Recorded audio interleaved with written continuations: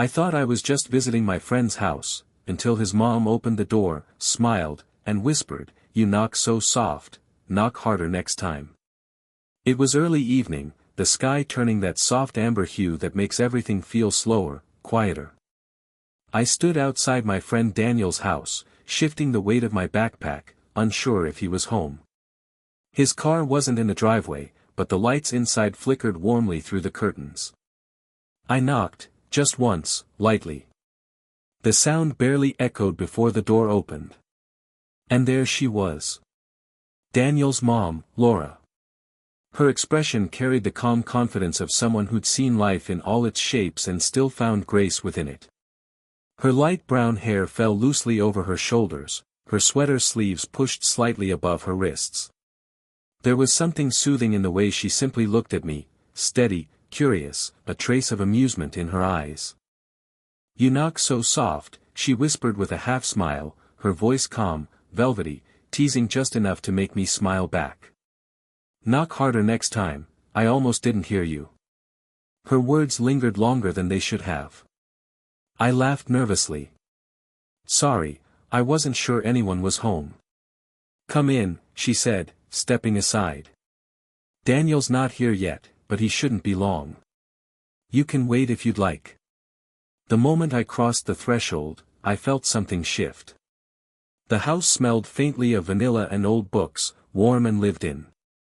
The hum of soft jazz played somewhere in the background, and the golden light from a table lamp stretched across the hardwood floor. She offered me tea, not the casual kind of offer you give a guest, but one made with quiet care. As she poured, steam curled up between us, carrying the gentle scent of chamomile. "So," she said, settling across from me, "how's life treating you lately?" It was such a simple question, but the way she asked, genuinely listening, her eyes resting softly on me, made me answer more honestly than I expected. We talked easily, about school, about work, about how the world felt heavier these days. She listened with small nods, her fingers occasionally brushing the edge of her cup, her attention never drifting. When Daniel finally texted that he'd be late, I stood to leave. At the door, she smiled again, that same knowing softness. "Next time," she whispered, voice low and kind, "don't be afraid to knock harder." I walked away smiling, yet somehow unsettled. Because I realized she wasn't just talking about the door. I didn't plan to see her again so soon, at least, that's what I told myself. But a few days later, I found an excuse anyway. Daniel had mentioned his mom needed help setting up her new garden lights, and before I could stop overthinking it, I was standing on their porch again, holding a small box of connectors. This time, I knocked louder. The sound barely faded before the door opened, and there she was, Laura, smiling with that same quiet amusement, as if she'd been expecting me. Her hair was tied up loosely, a few strands escaping to frame her face. There was a smudge of soil on her cheek, and her hands were covered in faint traces of garden dirt. "Well," she said with a soft laugh, "someone took my advice." I shrugged, trying not to smile too much. "You told me to knock harder." She stepped aside, the faint scent of lavender and sunlight clinging to her. "Come in. I was just finishing up outside. The garden's a mess, but I'll take any help I can get." Outside, the world felt alive, the hum of bees, the rustle of leaves, the earth still warm from the afternoon sun. I helped her set the lights along the small walkway. Every so often, our hands brushed, each accidental touch small but deeply noticeable. "You're good at this," she said after a while. "Most people your age don't have patience for slow things." I smiled. Maybe I just like seeing things grow. She glanced at me, brief, thoughtful. "That's a good answer." We sat on the back steps afterward, the late light stretching across the grass. She handed me a glass of lemonade, condensation dripping onto her fingers. For a few quiet minutes, neither of us spoke. The silence wasn't awkward, it was comfortable. Her gaze drifted toward the trees. "Daniel doesn't come home much these days," she said quietly. "I guess that's how it's supposed to be." Kids grow up, and parents learn to get used to the quiet. I nodded, not sure what to say. She smiled faintly, eyes turning toward me again, not in sadness, but something gentler. Still, she murmured, it's nice to have company once in a while. The wind shifted, brushing the hair from her face. For a second, the light hit her eyes just right, soft, golden, unguarded. And that was the first moment I realized I wasn't just visiting anymore. The following week, I stopped by again, this time, without an excuse. I'd found a book I thought she'd like, a small collection of short stories about rediscovering simple joys. It wasn't expensive, but something about it reminded me of her, patient, thoughtful, quietly layered. When she opened the door, the golden light from the living room spilled out behind her. She looked surprised at first, then smiled when she saw the book in my hand. For me? She asked, tilting her head. Just thought you might like it, I said. You mentioned you've been reading more lately. She took it gently, brushing her thumb along the cover. You have a good memory.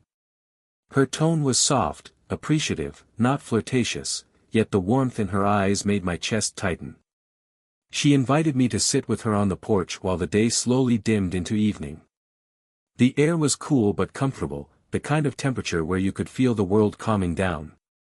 The scent of jasmine drifted from the garden, and the wooden boards creaked faintly under our feet. We talked for a long time. About her favorite authors, about my plans for the future, about how strange it felt to be at that age where everything changes but nothing feels ready. She listened the way few people did, with complete presence. At one point, she laughed softly at something I said, reaching to rest her hand on mine for just a moment. It was a natural gesture, simple, friendly, but it sent a quiet jolt through me. Her hand was warm, her skin soft against my knuckles. She noticed it too. I saw the small flicker in her eyes before she gently pulled back, her expression thoughtful. I forget sometimes, she said after a pause, how easy it is to enjoy small things. A quiet evening. Good company. Her words hung in the air, heavier than they seemed. We stayed like that as the sun disappeared completely, and the porch light hummed to life. When I finally stood to leave, she walked me to the door, the book still in her hand. Thank you, she said softly. For the gift, and the company. Her smile was steady, but something about it felt careful, as if she was reminding herself to keep a little distance, even when it no longer felt natural. As I walked down the path, I glanced back. She was still standing there in the warm light, holding the book to her chest, like she wasn't ready to set it down just yet. A week of rain had settled over the city, steady, soft, and endless. Streets shimmered like mirrors, and every sound outside seemed gentler, wrapped in the rhythm of falling water. I hadn't planned on visiting that day. But when I saw the umbrella she'd lent me leaning by the door, it felt like a reason, or maybe an excuse. Either way, I found myself standing on her porch again, listening to the rain whisper against the roof. I knocked, firm this time, like I'd learned. The door opened to the faint scent of coffee and something sweet baking in the oven. Laura stood there, wrapped in a soft cardigan, her hair slightly damp and loose around her shoulders. She smiled, tired, maybe, but genuine. You didn't have to come out in this weather, she said. I wanted to return this, I replied, holding up the umbrella. Didn't feel right keeping it. Her lips curved faintly. You could have waited for the sun. I smiled back. Didn't think I'd wait that long. She hesitated for just a breath, then stepped aside. All right. Come in before you catch a cold. Inside, the living room glowed with the muted light of the gray afternoon. The steady drumming of rain filled every pause. She poured coffee for us both, the steam fogging the windowpane. We sat near it, cups in hand, watching the droplets race each other down the glass. Conversation came naturally, but slower this time, more reflective. She told me how quiet the house felt these days, how the silence sometimes pressed in too close. I admitted that I'd been feeling lost lately, trying to figure out where I fit in the world. Her gaze softened. You'll find it, she said. Sometimes we just walk in circles until we do. There was no advice in her tone, only empathy, the kind that comes from living through your own storms. A silence followed, not empty, but full of something unnamed. I could feel it in the way her breath slowed, in the stillness of the air between us. After a while, she smiled faintly. You remind me of a version of myself I haven't met in years, the one that used to dream before everything got complicated. Her voice caught on the last word, quiet but raw. I didn't know how to respond, so I just nodded, because sometimes silence says more than comfort ever could. When I finally stood to leave, she walked me to the door. The rain had eased to a drizzle. Thank you for the coffee, I said. Thank you for the company, she replied. And for a fleeting moment, she looked like someone who just remembered what warmth felt like. The rain finally gave way to sunlight, and the world outside seemed washed clean, brighter, calmer, alive again. That afternoon, I found myself at her gate with no real reason to be there. Maybe I told myself it was to check the lights we'd set up earlier. Maybe it was just because I missed the quiet steadiness of her presence. Laura was in the garden when I arrived, crouched by a bed of flowers, wearing faded jeans and a white blouse with the sleeves rolled up. Her hair was tied loosely at the back, a few strands falling forward as she brushed soil away from the petals. When she looked up, surprise flickered into a smile. You again, she said softly. Did I leave something unplanted last time?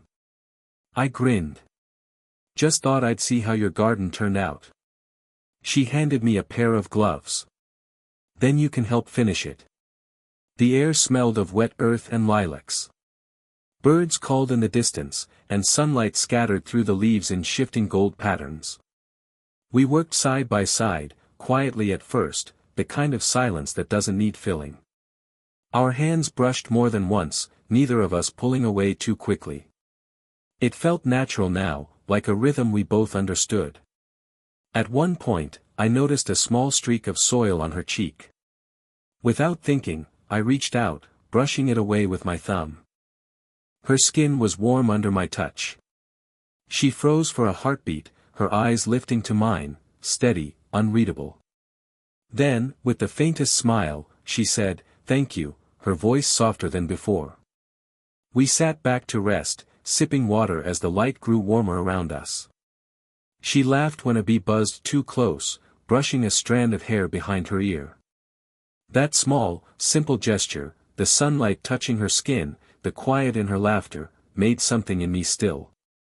You really do bring this place to life, I said quietly. She looked at the flowers, then back at me. Maybe it's not the place that needed it, she replied, her tone calm but carrying more meaning than her words admitted. For a long moment, neither of us looked away. The garden was full of color and scent, yet all I could feel was the quiet pulse of something changing between us, tender, real, and far more dangerous than either of us wanted to name. When I finally stood to leave, she smiled again, a touch wistful. You know, she said, you make it very easy to forget how quiet this house used to be. I didn't answer, I just smiled, because I felt exactly the same. It was late when I found myself standing on her porch again, later than usual, the kind of hour when everything feels quieter, more vulnerable. I'd borrowed a small tool from her garden weeks ago, and for some reason, returning it tonight suddenly felt urgent. The porch light glowed softly through the misty air. I raised my hand and knocked, not timidly this time, but with quiet certainty. The door opened after a moment, and there she was, Laura, wrapped in a light shawl, her hair loose, eyes tired but kind. She blinked, surprised to see me. You again, she said gently, her voice touched with warmth. It's late. I know, I said. I just wanted to return this. I held out the tool, but she didn't reach for it right away. Her gaze lingered on me, curious, unreadable. Then she smiled faintly. Well, at least you remembered to knock harder. I couldn't help but laugh softly. The sound eased the tension, but only for a moment. There was something in the air, heavier, unspoken. The space between us felt smaller than it should. I didn't just come to return this, I finally admitted. My voice came out quieter than I intended. I like being here. With you. The words hung there, fragile and real. Her eyes softened, but she didn't move. She just looked at me, long enough for the sound of the night to fill the silence. Crickets outside, a far-off car, the faint hum of electricity in the porch light. When she finally spoke, her voice trembled just slightly. "You're kind," she said. "But you're young. And I'm supposed to know better." I nodded slowly. "Maybe you do. But that's not what this feels like." Something flickered in her expression, part fear, part longing. She stepped closer, the space between us shrinking to a breath. I could smell the faint trace of coffee and rain still clinging to her. Her hand lifted slightly, as if she meant to touch my arm, but stopped halfway. "Don't make this harder than it already is," she whispered. "I'm not trying to," I said. "I just needed you to know." For a heartbeat, neither of us moved. The world seemed to hold its breath. Then she exhaled, stepping back slowly, her voice barely above a whisper. "You should go," she said. "Before I forget what's right." I nodded, though it hurt to turn away. As I stepped off the porch, I heard her door close gently behind me, but not all the way. The latch never clicked. And in that small sound of an unfinished goodbye, I knew she hadn't truly wanted me to leave. A few weeks passed before I saw her again. Life had moved forward, new work, new plans, new noise, but a part of me kept circling back to that porch, to the soft echo of her words and the way she'd looked at me that night. It was my last week in town before moving away for a job. I told myself I'd just stop by to say goodbye, nothing more. But the truth was simpler, I just wanted to see her once more, to end things properly, not with a half-closed door. The sky was overcast when I arrived, the kind of gray that felt gentle rather than sad. I stood there for a long moment, then knocked, steady, certain. The door opened. Laura appeared in a soft blue blouse, her hair tied neatly, a trace of surprise flickering across her face before it melted into a calm smile. "You remembered," she said quietly, the corners of her mouth curving just a little. "You finally knock like you mean it." I smiled. "I learn from the best." She stepped aside, and for a moment it felt exactly like the first time, the faint scent of vanilla, the hum of soft music, the warmth that seemed to wrap around the house. But something was different now. The air carried a kind of peace, like both of us already knew this would be goodbye. We sat at the kitchen table with tea. Conversation drifted easily, touching on small things, her garden, my new city, the way time kept moving whether we wanted it to or not. She looked proud when I spoke about the job, even teasing me once or twice like before. But beneath every word was something quieter, the awareness of what we weren't saying. When I finally stood, she walked me to the door. The same door where it had all begun. She reached out to straighten the collar of my jacket, fingers brushing my shoulder lightly. "You'll do well," she said softly. "You always had a kind heart. Don't lose that." I hesitated, then said, "Thank you, for everything." Her eyes glistened, but she smiled, steady, graceful, strong. "And thank you," she whispered, "for reminding me that life can still surprise me." Then, without overthinking, she stepped closer and wrapped her arms around me. Her embrace was gentle, warm, brief, but filled with all the words neither of us could say. When she let go, I stepped back slowly. "Take care, okay?" she murmured. "I will," I said. "Anne. I'll remember to knock harder." She laughed softly, that same quiet, beautiful sound. As I walked down the path, the door stayed half open behind me, letting the afternoon light spill through. It felt like her way of saying that some doors never really close, they just wait, quietly, for the right kind of knock. If this story touched your heart, don't forget to red heart like, it really helps more people find stories like this. Speech balloon comment, tell me your favorite moment or what line stayed with you. Bell subscribe, for more slow burn age gap romances filled with warmth, emotion, and meaning. Because sometimes, the softest knock can still open the deepest door.